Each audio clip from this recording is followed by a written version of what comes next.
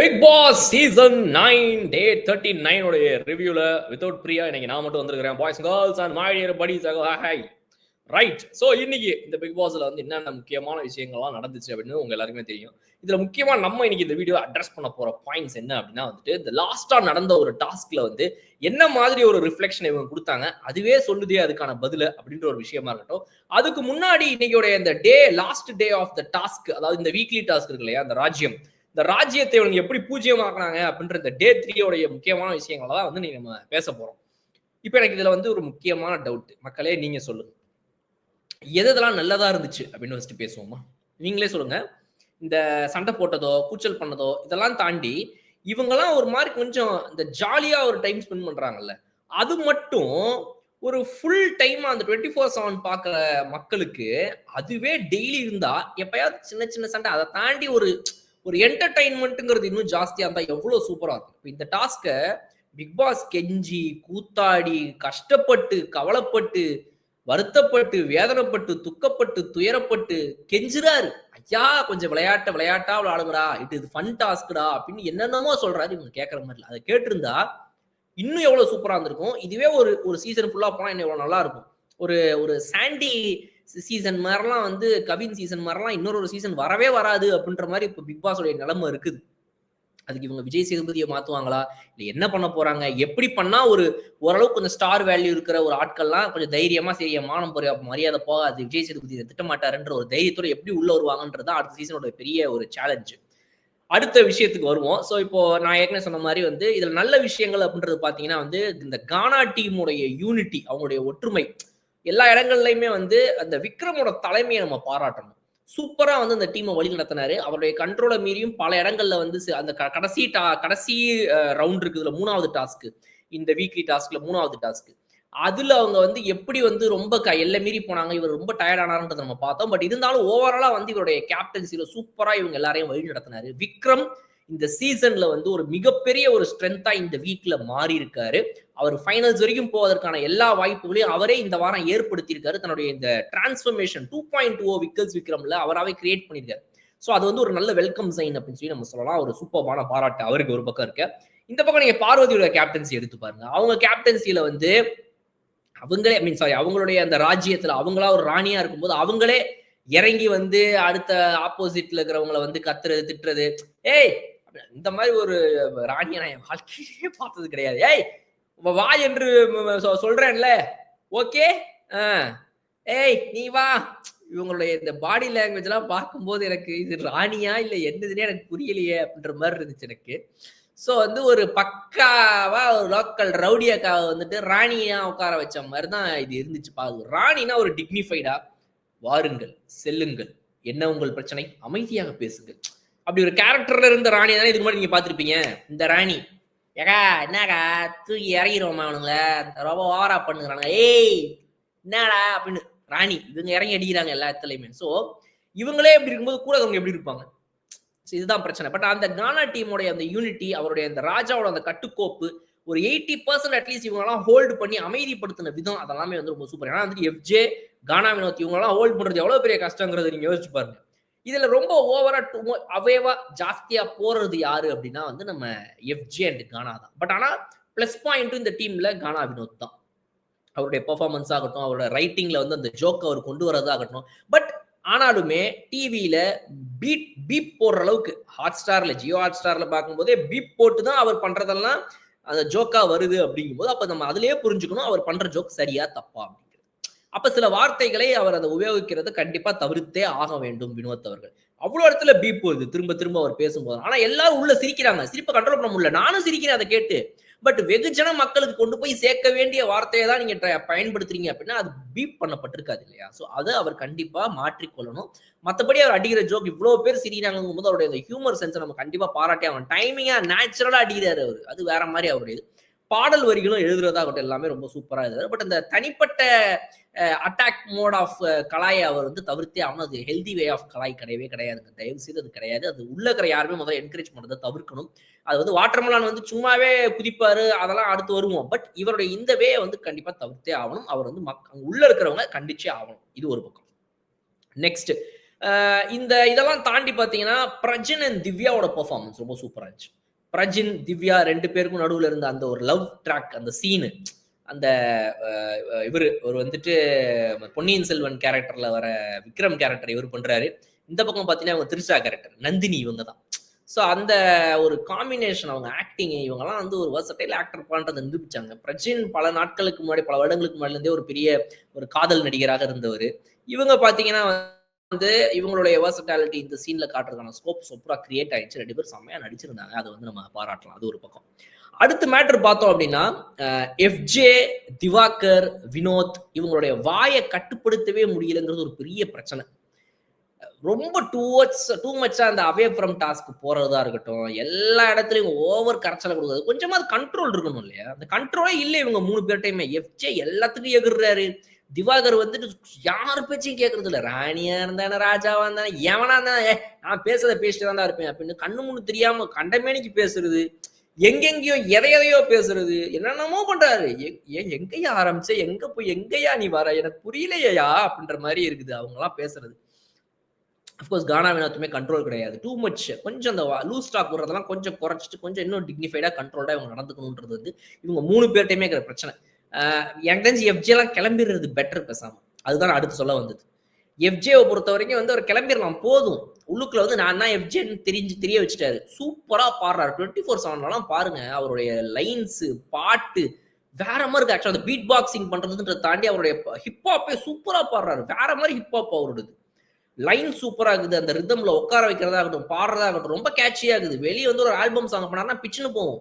அசல் கோளாறு மாதிரி வெளியே வந்து இவரு மாசா நிறைய பண்றதுக்கு வாய்ப்புகள் சூப்பரா கிரியேட் பண்ணிட்டாரு. இவர் எனக்கு தெரிஞ்சு போதும்னு நினைக்கிறேன். உள்ள உட்காந்து இவங்க சண்டை போட்டு, தம்பி நீ போதும் வெளியே வா.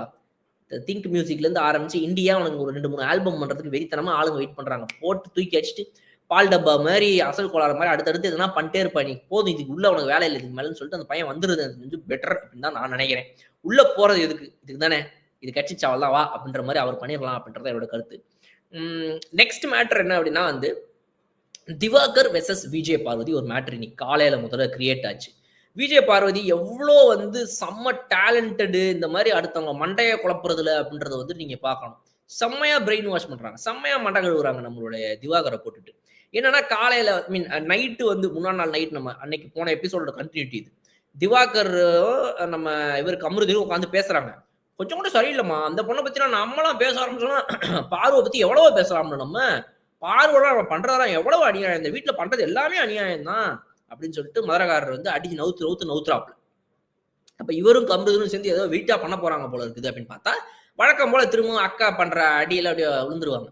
அண்ணே என்ன நீ, அண்ணே நீங்க தானே எல்லாமே, அண்ணே ஏன்னே அப்படின்னு ஆள் விழுந்துருவாப்புல. ஒரே விழுந்தா டக்குன்னு விழுந்துருவாரு.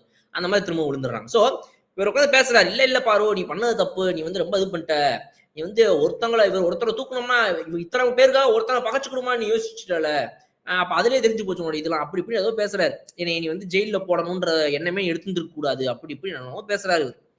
அப்புறம் அந்த சண்டையெல்லாம் முடியறதுக்குள்ளேயே இவர் வந்து பார்வதியோடைய டே 1, டே 7, டே 6 மார்னிங் 6 o'clock நடந்ததுக்கெல்லாம் போயிட்டாரு.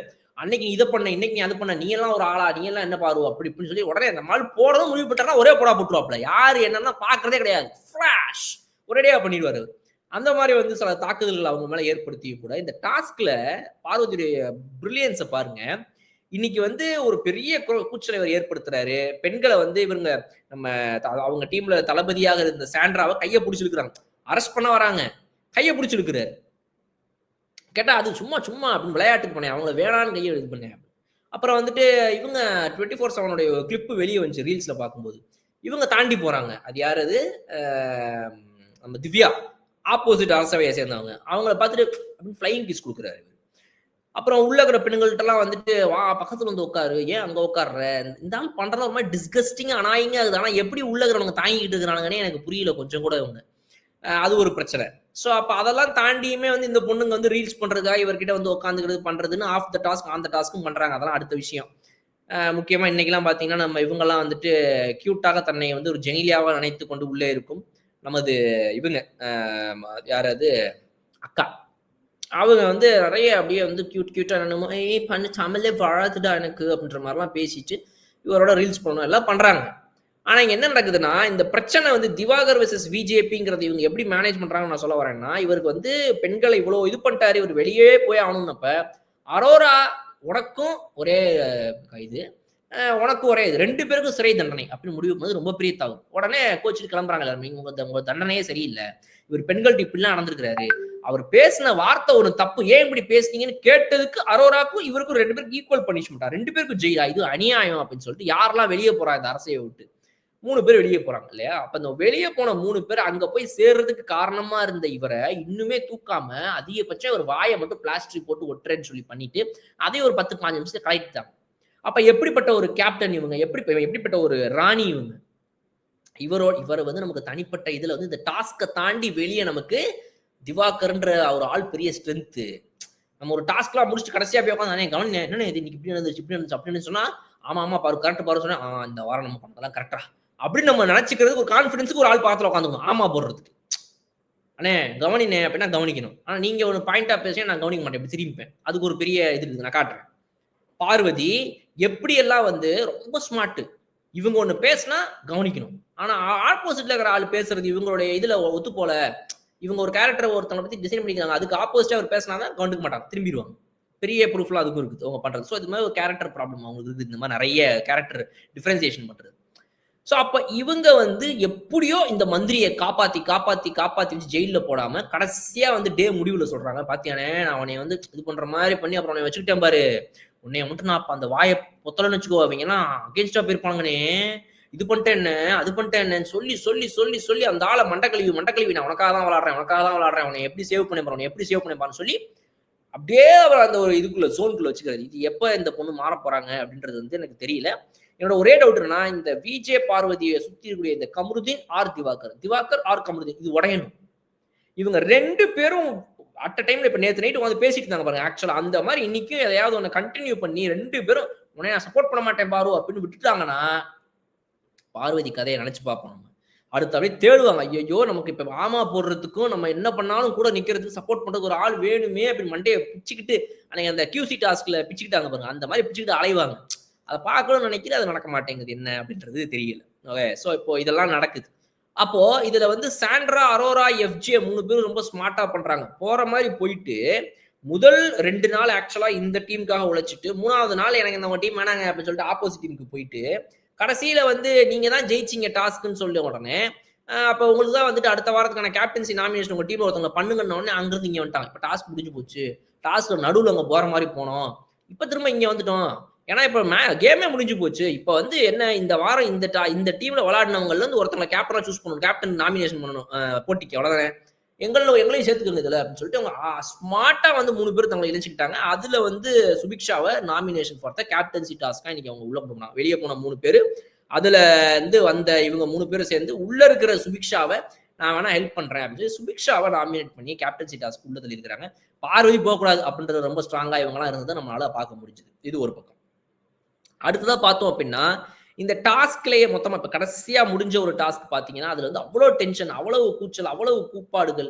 ஆனாலும் விக்ரம் வந்து ரொம்ப நடுநிலையா இருக்க ட்ரை பண்ணாரு. தன்னால முடிஞ்ச வரைக்கும் நடுநிலையா இருக்க ட்ரை பண்ணாரு. ஒரே ஒரு இடத்துல பார்வதி வந்து இல்ல இவங்க கோட்டை தொட்டாங்க ரீகேம் போகணும்னு சொல்ற அந்த ரவுண்ட்ல மட்டும் இவர் ஆக்சுவலா நிறைய இடங்கள்ல கவனிக்கல. உண்மையாவே பார்வதி சொன்னா கொஞ்சம் நிறைய இடங்கள்ல அவங்க ரெட் கோட்டை தொட்டு தான் இவங்க அதை தூக்கி போட்டாங்க.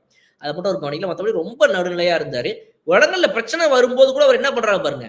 சரி ஓகே யாரெல்லாம் கோட்டை தொடுறாங்களோ அவங்க 10 செகண்ட் பிரேக் அவங்க கேம் ஆடக்கூடாது 10 செகண்ட் வெளியே நிக்கணும் கேம் அவுட் எதையும் தொடக்கூடாது ஒரே இடத்துல நிக்கணும் அவங்க அப்படி ஒரு இது கொண்டு வராரு. அதை இம்ப்ளிமெண்ட் பண்ணி அது ரொம்ப சூப்பரா ஒர்க் அவுட் ஆகுது. கட்டுக்கோப்பா கொண்டு வரதுக்கு அவ்வளவு முயற்சிகள் அவர் எடுத்தார். ரொம்ப பாவம் தான். கத்தி அமைதியா இருங்க ஏன்னா டீம்ல இருக்கிற இவருக்கு அமைதியாக மாட்டார். பிரச்சனை அமைதியாக மாட்டார். நம்ம இவரு எஃப்ஜி அமைதியா இருக்க மாட்டார். அப்புறம் வந்து வினோத் அமைதியாவே இருக்க மாட்டார். இவங்க 3 பேர் அமைதியா இருங்கன்னு சொல்லி அவர் டயர்ட் ஆயிட்டார். அதை நினைச்சு பார்க்கும்போது எனக்கு இப்போ டயர்ட் ஆகுது. ஆனாலும் விக்கல்ஸ் வந்து நம்ம பாராட்டியே ஆகணும். ரொம்ப சூப்பரா இது எல்லாத்தையுமே இது பண்ண ட்ரை பண்ணாரு. ரீகேம் வரணுன்ற ஒரு இடத்துல கூட அவர் ரொம்ப ஸ்ட்ராங்கா தன்னோட பாயிண்ட்ல இருந்ததா இருக்கட்டும் விஜய் பார்வதி முக்கம் வாங்கினதா இருக்கட்டும் எல்லா இடங்கள்லயுமே வந்து இவங்க சைடே தான் இந்த டாஸ்க்கை பொறுத்த வரைக்கும் போய்கிட்டே இருந்துச்சு. கானா டீம் இந்த ஒரு டாஸ்க் தான் வின் பண்ணாங்க. ஆனா 2 வைரக்கல்களை அவங்க வச்சிருக்கும் போது இவங்களுக்கு ஒரே ஒரு வைரக்கல் தான் வருது 2-1 சொல்லி அந்த ராஜ்யம் வந்து இன்னைக்கு மொத்த ஓவரால் இந்த வீக் டாஸ்க்கை ஜெயிச்சிட்டாங்க அப்படின்னும் போது தான் அவங்களுக்கான ஒரு இது கிடைக்குது பார்வதி பக்கம். பட் இதுல நம்ம புரிஞ்சுக்க வேண்டிய ஒரு விஷயம் என்னன்னா இவங்க கேமை இன்ட்ரெஸ்டிங்கா ஃபன்னா ஆட சொல்ல பிக் பாஸோட பேச்சை கேட்டு நல்லா ஃபன்னா ஆடினாங்க. அவங்க கேமை சீரியஸா ஆடுறோம், என்ன வேணா ஆடுறோம், ஜெயிச்சு கொடுக்கணும்னு ஆடினாங்க. ஆனா அதுல ஜெயிச்சு கொடுத்தது எஃப்ஜே அண்ட் இந்த பொண்ணு வியானா, சுபிக்ஷா இவங்கெல்லாம் தான். பார்வதி லிட்டரலா என்ன பண்ணாங்கன்றது ஒரு கேள்வி. ராஜமாதாவா இருந்தவங்க அதிகபட்சமா என்ன பண்ணாங்க? இதெல்லாம் வந்து இந்த டாஸ்க்குகள்ல என்ன பண்ண முடிஞ்சது, அவங்களால என்ன ஸ்கோப் இருந்துச்சுன்றத பார்க்கணும். அண்ட் அந்த அதை விட்டு போகக்கூடாது. எவ்வளவு பேர் போனாலும் ராஜமாதா நான் இங்கே தான் இருப்பேன்னு அவங்க இந்த அந்த அரசேவையை விட்டு போகாம இருந்ததாகட்டும், சபரிநாதன் உள்ள இருந்ததாகட்டும், தப்போ சரியோ நான் வந்து வாட்டர்மேனுக்கு சப்போர்ட் பண்ணிக்கிட்டே இருப்பேன்னு இந்த அந்த வியானாவை தவிர்த்து மற்றவங்க பண்ணது எல்லாமே super. I am loyal to the kingdom அப்படின்னு இருந்தாங்க. ஆனா வியானா நாள் ஆக ஆக நீங்க பாருங்க, அதான் அடுத்து சொல்ல வந்த விஷயம். வியானா நாள் ஆக ஆக இந்த இவரை வந்து ரொம்ப சப்போர்ட் பண்றாங்க. இது என்னன்னு புரியல. அண்ணே உங்க பக்கம் லைம்லைட் இருக்கிறனால தானே எல்லாரும் உங்க பக்கம் சேர்ந்துக்கிறாங்க, உங்க கூட ரீல்ஸ் பண்றாங்க அப்படின்னு மத்தவங்களை சொல்லிட்டு இப்ப இவங்க அவரோட ரீல்ஸ் பண்றதுக்கு ரெடியா இருக்கதா இருக்கட்டும், என்ன பண்ணாலும் வந்துட்டு இவரை சப்போர்ட் பண்றது, ஒரு பொண்ணை கையை பிடிச்சி இழுத்ததுல இருந்து ஆரம்பிச்சு சண்டை போட்டது, தப்பு பண்ணது எல்லாத்துலயும் எல்லாரும் வந்து அவரை எதிர்த்து பேசும்போது கூட தப்புன்னு சொல்லும்போது இந்த வியானா தப்புனே சொல்லல. வாட்டர்மலான வந்து கொஞ்சம் கூட வந்து இவங்க எதிர்த்தே பேச மாட்டேங்கிறாங்க, அவரை டிஃபெண்ட் பண்ணிட்டே இருக்காங்க. அது ஏன்றதை நீங்க நல்லா அடுத்த எபிசோட்ல இருந்து எல்லாரும் கவனிங்க. வியானா ரொம்ப ஃபேவரபிளா வாட்டர்மலான் பக்கம் போயிட்டே இருக்காங்க. ஏன்னா இதுக்கு முன்னாடி வரைக்கும் எனக்கு நியாயமா ஒரு இடத்துல அவருக்காக பேசணும்னு பேசுறாங்கப்பா இந்த மத்தபடிலாம் இல்லப்பா தான் எனக்கு தோணுச்சு. நிஜமாவே அவங்க நம்ம மைண்ட் எப்படி ப்ரிப்பேர் பண்ணி வச்சிருக்காங்களோ அது மாதிரி தான் எனக்கு தோணுச்சு. ஆனா இன்னைக்கு எபிசோடு பார்த்துட்டு சொல்றேன், நிஜமா இந்த பொண்ணு வந்து வேணும்னே ஏதோ ஒரு இடத்துக்காக கொஞ்சம் சாஃப்ட் கார்னர் வச்சு இவர் அட்டாக் பண்ணாமே போறாங்க. அது எதுக்குன்றது தெரியல. இந்த குரூப்ல இருக்கணும் நம்ம இருந்தும் இல்லாம இந்த பார்வதி அண்ட் திவாகரை ஒட்டி அப்படியே இருந்துருவோம்னு நினைக்கிறாங்களா? இது என்ன பிளான் ஸ்ட்ராட்டஜிங்கிறது எனக்கு நிஜமா புரியல. பட் அதுல ஏதோ ஒன்று இருக்குதுன்றது நம்மளால சொல்ல முடியுது. ஸோ ஓவராலா இதுதான் வந்து இன்னைக்கு நடந்துச்சு. பட் ஆனா எல்லாத்தையும் முடிஞ்சு கடைசி டாஸ்கா அவன் வருது பாருங்க. யாரு புரிதல் அதிகமா இருக்கிறா, யார் புரிதல் கம்மியா இம்மெச்சூரா நடந்துக்கிறா. மெச்சூர்ட், இம்மெச்சூர் எல்லாத்தையும் புரிஞ்சுக்கிட்டு பொறுமையா அணுகிறது, கடகடன் சண்டை போடுறது, எல்லாத்துலயுமே அமைதி காக்குறது, சொல்ல வேண்டிய முறையில பொறுமையா சொல்றது, பொறுமையா இல்லாம ஆடுறது. இது யாரு அப்படின்னு பிரிக்கும் போது 1 to 14 ரேங்க் பண்ணுங்கன்னு சொல்லி 3 பேரை சூஸ் பண்ண சொல்றாங்க. இப்போ இதுதான் என்னோட அடுத்த மேட்டர். என்னன்னா, நீங்க எல்லாரும் சேர்ந்து ஒரு 3 பேரை சூஸ் பண்ணுங்க. அவங்க 3 பேரும் சேர்ந்து தான் இந்த டாஸ்க் ஆட போறாங்க. என்ன டாஸ்க் சொல்ல மாட்டேன், பிக் பாஸ் சொல்றாரு. இவங்களும் சூஸ் பண்றாங்க. நீங்க எல்லாம் சேர்ந்து இவங்க தாங்க நடுநிலைமையா இருப்பாங்க, இவங்க தாங்க வந்துட்டு இப்ப பிக் பாஸ் எங்க கிட்ட கேட்ட நடுநிலைமையான வார்த்தை, ஃபேரா இருப்பாங்க, மெச்சூர்டா ஒரு முடிவு எடுப்பாங்க, தன்னிச்சையா எடுப்பாங்க, நியாயமா பேசுவாங்கன்னா யாருன்னு எங்க கிட்ட பிக் பாஸ் கேட்ட இது எல்லாமே இருக்கிறது நீங்க தான் சொல்லி இவங்க எல்லாம் சேர்ந்து ஓட்டு போட்ட ஆட்கள்ல ஒரு 3 பேர் தான் வராங்க டாப் ஓட்டு. ஆனா அவங்க 3 பேர் கடைசியில சொல்ற முடிவுகள் தங்களுக்கு சார்பா இல்லைன்ன உடனே நீங்க அன்ஃபேரு, நீங்க நடுநிலைமையே கிடையாது, நீங்க மோசம், உங்களை சூஸ் பண்ணதே தப்பு, தப்பான ஆட்களை சூஸ் பண்ணிட்டோன்னு வாய்க்கிலேயே பேசுறாங்க. ஆனா பேசுறதெல்லாம் யாருன்னு பார்த்தா இந்த இம்மெச்சூர்னு இவங்க கடைசியா வச்சுக்கிற அந்த 5 பேர் தான். இப்ப தெரியுதா நீங்க எதுக்கு முதல்ல இம்மெச்சூர்னு நாங்க சொன்னோன்னு? இப்ப கூட நீங்க சண்டை போடுறதுலயே அதுக்கான பதிலும் இருக்குது. நீங்க என்கிட்ட வந்து கேட்கவே வேண்டாம் அப்படின்னு சொல்லியிருவோம். நான் வந்து அப்படிதான் சொல்லியிருந்திருப்பேன். ஏங்க நான் ஏன் இம்மெச்சூர் சண்டை போடுறீங்கல்ல, இது நீங்க ஆக்சுவலா என்னங்க என்ன 14ல போட்டீங்க, என்ன 13ல போட்டீங்க, நான் அப்படி என்னங்க இம்மெச்சூரா நடந்துட்டேன்? ஓ அப்படியா, உங்களை பொறுத்த வரைக்கும் இம்மெச்சூரா தெரியுதா? சரி ஓகேங்க தேங்க்ஸ் அப்படின்னு போயிட்டு கேமரா பார்த்து ஆடியன்ஸ்ட்டு பேசுங்க. எனக்கு இந்த மாதிரி ஒரு ஓட் போட்டிருக்காங்க, இது அநியாயமா படுது எனக்கு, நான் வந்து இம்மெச்சூரா நடந்துக்கல, நான் வந்துட்டு முட்டாள்தனமா சின்ன பிள்ளைத்தனமா நடந்துக்கல, நான் சரியா தான் நடந்துக்கிறேன் எனக்கு தோணுது. மக்களாகிய உங்களுக்கும் அப்படி தோணுச்சுன்னா என்னை வந்துட்டு சேவ் பண்ணுங்க இந்த வாரத்துல இருந்து. இல்ல ஓகே, இல்லைன்னா நீங்களும் அவங்கள போல நினைச்சீங்க அப்படின்னா நான் அதை ஏத்துக்கிறேன், என்னை எவிக்ஷன்ல தள்ளிடுங்க. இதுதானேங்க வந்து ஒரு மெச்சூர்டான பேச்சு. அது இல்லையே. உங்களை எதுக்கு இம்மெச்சூர்னு சொல்லி வெளியே உட்கார வச்சாங்களோ அதே இம்மெச்சூரிட்டி திரும்பவும் சண்டை போட்டு காட்டுறீங்க நீங்க. இதுல வந்து எனக்கு இந்த 7, 8, 9 எனக்கு ஒரு குழப்பம் இருந்துச்சு ஆக்சுவலா. மற்றபடி இது வந்து விக்ரம் 24/7 ஆக்சுவலா அட்ரஸ் பண்ணாரு. இப்போ அந்த 7, 8 உட்கார வச்சோம்னு வச்சுக்கோங்க, டாப் 5 லாஸ்ட் 5 நமக்கே தெரியும், அதெல்லாம் உட்கார வச்சிடலாம் ஈஸியா அப்படின்னு. அதே தான் ஆக்சுவலா பிரச்சனையா வந்துச்சு. Good observation by Vikram, good anticipation by Vikram. முன்னாடியே அதை சூப்பரா கணிச்சாரு அவரு. அதே மாதிரி தான் நடந்துச்சு. ஏன்னா இப்ப 9ல இருக்கிற திவ்யாங்கிறவங்க 9 வரைக்கும் அவங்க வந்து இம்மெச்சூர் லிஸ்ட்ல வருவாங்களா? எதையுமே அட்ரஸ் பண்றதுல சரியா, எதையுமே வந்து இம்மெச்சூரா நடந்துக்கிறாங்க, கோவப்படுறாங்க, அவன் அனாவசியமா சண்டை போடுறாங்க, இந்த லிஸ்ட்ல வருவாங்கன்னா வருவாங்க. ஆனா 9வது இடத்துக்கும் வருவாங்களான்றது கேள்விதான். லாஸ்ட் 5 நம்ம ஒத்துக்கலாம், ரைட் ஓகே. எஃப்ஜேவா இருக்கட்டும், திவாகரா இருக்கட்டும், கம்ருதீனா இருக்கட்டும், அப்புறம் வந்துட்டு நம்ம பார்வதியா இருக்கட்டும், இவங்க எல்லாருமே வந்து இந்த இதுக்குனே பேர் போனவங்க. எஃப்ஜே, கம்ருதீன், பார்வதி, திவாகர், இவங்கெல்லாம் அதுக்குதே இருக்கிறவங்க. ஸோ அதனால இவங்களை நம்ம எதுவுமே சொல்ல முடியாது. பட் ஆனா திவ்யாவை 9ல போட்டது மேபி வேணா ஒரு 7 வந்திருக்கலாம் அப்படின்னு நினைக்கிறேன். பட் அவங்களும் நிறைய இடங்களை கத்துறாங்க. எஃப்ஜே வந்து தன்னை வந்து ஒரு குறிப்பிட்டு வந்து நீங்க தலைய இது போடுங்க, மைக்க மாட்டுங்க அப்படின்னு அப்படின்னு சொன்னதா இருக்கட்டும்.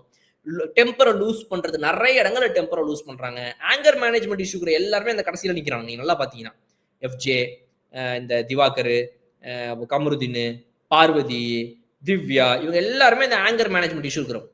யாருக்குமே இந்த கண்ட்ரோலே இருக்காது. கோவம்னா உச்சகட்டத்துக்கு கோவம் வரும் இவங்களுக்கு. அந்த மாதிரி ஆட்கள் தான் இவங்க வந்து கடைசியில போட்டுருக்காங்க. அது கரெக்டா தான் பட்டுச்சு எனக்கு ஓரளவுக்கு இந்த 7, 8, 9 தாண்டி. பட் மெச்சூர்டுன்னு நம்ம வந்து பார்த்தோம் அப்படின்னா யாரும் அவங்க மெச்சூர்டா நடந்துக்கிறாங்க, தங்களுடைய கருத்துக்களை சரியா எடுத்து வைக்கிறாங்க, அனாவசியமா கோவப்பட மாட்டேங்கிறாங்கன்னு பார்த்தா இவங்கலாம் ஓகே தான். என்னன்னா அதுல அந்த ஃபர்ஸ்ட் பிளேஸ்ல இருக்கிற சபரி அவ்வளவு கோவப்பட்டிருக்காரு. ஆனா அநியாயத்துக்கு தேவையில்லாம கோவப்பட்டிருக்காருன்னா இவங்கள மாதிரி லிஸ்ட்ல வரமாட்டாருன்றது அவங்க நினைக்கிறது. But again it's debate. Audience ஆகிய நீங்க பல பேர் இப்ப இதுல எப்படி வேணா எங்க வேணா யார வேணா மாத்தி போடுவீங்க. எனக்கு தெரியும், கண்டிப்பா தெரியும். ஒவ்வொருத்தரும் ஒவ்வொரு பாயிண்ட் ஆஃப் வியூ யோசிப்போம். என்ன பொறுத்த வரைக்கும் இவங்க இப்படி தோணும், அவங்க அப்படி தோணும். உங்களை பொறுத்த வரைக்கும் அவங்க இப்படி தோணும், இவங்க இப்படி தோணும். So that is completely acceptable. அதுல எந்த ஒரு மாற்று கருத்தும் கிடையாது. பட் சின்ன சின்ன மாற்றங்கள் ஒருவேளை நம்மளே யோசிக்க வைக்குது. சின்ன இந்த லாஸ்ட் 5 இங்கதான் இருக்கும், இதுல மாற்று கருத்து இல்ல.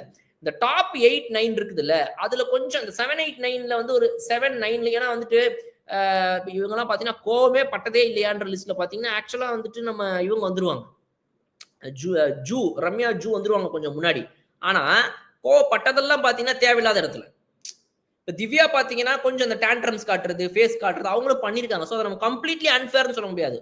மாட்டிக்கிட்டு இப்ப யாரா அந்த 3 பேர் தான் வச்சு செய்யறாங்க. Unfair unfair unfair. ஆனா அதுக்கு காரணம் சொல்றதுன்னா நீங்க மட்டும் அன்னைக்கு தூங்கலையா, நீங்க மட்டும் அன்னைக்கு சமைக்கலன்னு சொல்லிட்டு சமைக்காம இருந்தீங்களே. இது என்னன்னா மெச்சூர்டு இம்மெச்சூர்டு, குழந்தைத்தனமா நடந்து கொள்றவர்கள், மெச்சூர்டா நடந்து கொள்பவர்கள். இவங்க வந்து எல்லாத்துக்கும் சண்டை போடுவாங்க, சண்டை போட மாட்டாங்க. இவ்வளவுதானே பேச்சு. நீ என்ன எங்கெங்கயோ போறேன்? அதெல்லாம் கிடையாது, அதெல்லாம் கிடையாது. நான் நியாயமா பேச மாட்டேன். திவாகர்மா அம்மா பாரு நம்ம சொல்லி ஆகணும் பாரு, அதெல்லாம் கிடையாது பாரு அப்படின்னு சொல்லிட்டு என்னென்னமோ பேசுது. அன்னைக்கு சைக்கிளுக்கு பஞ்சர் ஓட்டினேன், இதெல்லாம் இம்மெச்சூர் இல்லையா? சைக்கிள்லாம் போயிட்டு பஞ்சர் ஓட்டுவ நீ, சைக்கிள் டயரே இல்லப்பா மாத்தணும் நீ. அப்ப இவங்க அன்னைக்கு லைட் எரியலன்ட்டு போயிட்டு ஃபேன் சுவிட்சை போட்டாங்க. இது மெச்சூரா? லைட் சுவிட்ச் தானே போட்டுருக்கணும், எப்படிங்க நீங்க இருட்டுல தெரியாம சுவிட்சை மாத்தி கொடுங்க இப்படின்னு என்னென்னமோ பேசுறது. ஐயோ இவனுங்களுக்கு இதுதான் இம்மெச்சூர் கொடுத்தாங்கன்றதே புரியாம இன்னும் இம்மெச்சூரா பேசிட்டு இருக்கிறாங்களே அப்படின்ற மாதிரி தான் எனக்கு பட்டுச்சு. பட் இந்த லிஸ்ட் எனக்கு என்னை பொறுத்த வரைக்கும் 95% இது நியாயமா தான் இருந்துச்சு. ஒரு 5% அங்கங்க லைட்டா மாறி இருந்திருக்கலான்ற மாதிரி தான் தோணுது தவிர மற்றபடி it's very very good job. அவங்க 3 பேருக்கு ஒரு டஃப் டாஸ்க் பட் இருந்தாலும் அது செம்மையா பண்ணியிருந்தாங்கன்றதான் நான் சொல்லுவேன். பட் பார்ப்போம் நாளைக்கு இந்த டாஸ்க் இதோட முடிஞ்சு போச்சு. வெள்ளிக்கிழமை இவங்க என்ன பண்ண போறாங்க, இவங்களுக்கு என்னென்னலாம் கொடுக்கப்பட்டு இதுல என்னென்னலாம் வந்து குத்தும் குழப்பமா கொண்டு வந்து நிப்பாட்ட போறாங்கன்றதான் நம்ம வீட்டுல பார்ப்போம். இன்னொரு சூப்பரான உங்களுக்கு நாளைக்கு பார்க்கலாம். அது வரை விடைபெறுத்தும் கல்பனா. Okay bye.